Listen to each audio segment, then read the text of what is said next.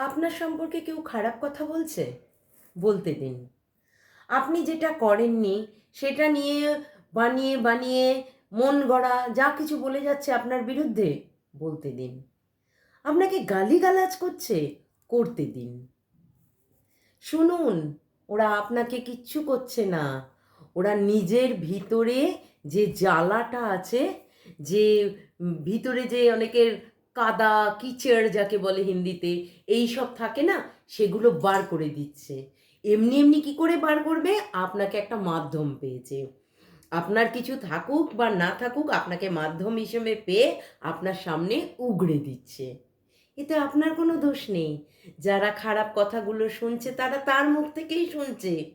আপনার কিসের সমস্যা? বলতে দিন। তার বদনাম, তার শিক্ষা, তার পরিচয়, তার রুচি সে নিজেই দিয়ে দিচ্ছে। Thank you.